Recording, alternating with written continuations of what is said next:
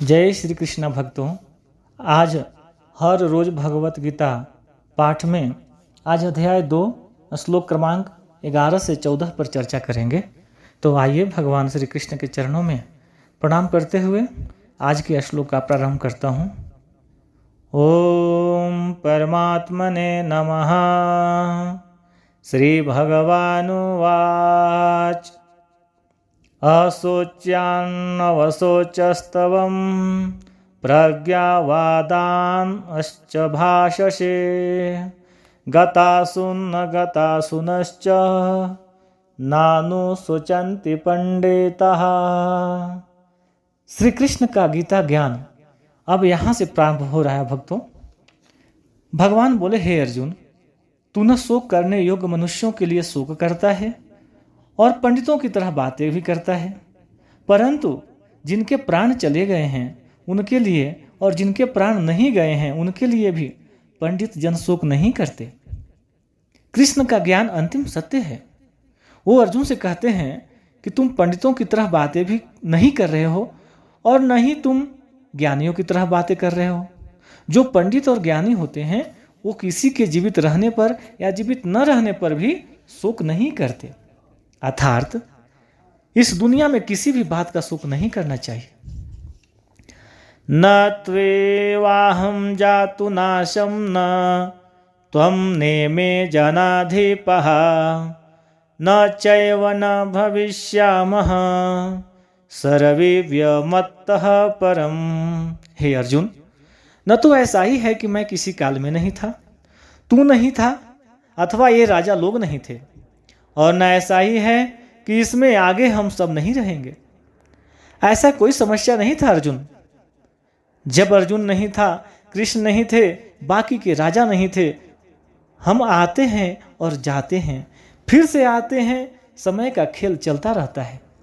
अब ये बात अर्जुन या हमारे जैसे दुनियादारी में फंसे लोगों के लिए समझना या समझाना बहुत मुश्किल है भक्तों, और इसी में से भगवान श्री कृष्ण हमें बाहर निकालना चाहते हैं। काल का फेर है। जी हाँ, काल का फेर चलता ही रहता है। हर काल में हमारे जैसे, अर्जुन के जैसे और कृष्ण के जैसे लोग होते हैं। आने वाले समय में भी हम तीनों होंगे और ऐसा ही खेल फिर से होगा। देहिनोऽस्मिन् यथा देहे कौमारं यौवनं जरा तथा देहांतरं प्राप्तिर्धीरस्तत्र न मुह्यति। श्री कृष्ण अर्जुन का खेल समझाते हुए कहते हैं, जैसा जीवात्मा की इस देह में बालकपन, जवानी और वृद्धावस्था होती है, वैसे ही अन्य शरीर की प्राप्ति होती है। इस विषय में धीर पुरुष मोहित नहीं होता। हमारी आत्मा तो वहीं रहती है, लेकिन शरीर बचपन से बुढ़ापे तक बदलता है।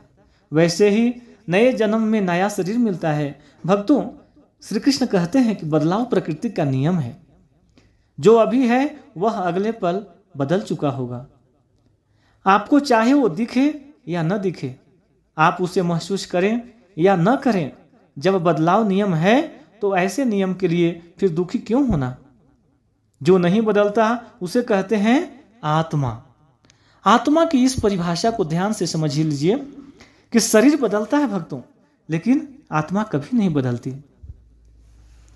मात्रा स्पर्शस्तु कौन्तेय शीतोष्ण सुख दुःखदाः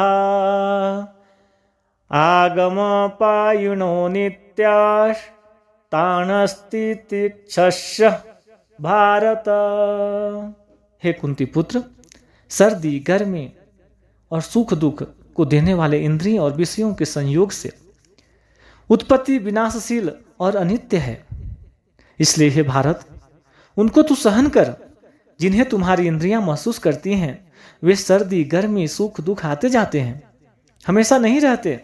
हमारे सेंसेस और उनके विषयों से जुड़ करके हमें भूख, नींद, सुख दुख, सुकून, बेचैनी जैसे फीलिंग जाती है, लेकिन ये सब हमारे शरीर से जुड़ी बातें हैं जो खत्म होने वाली है।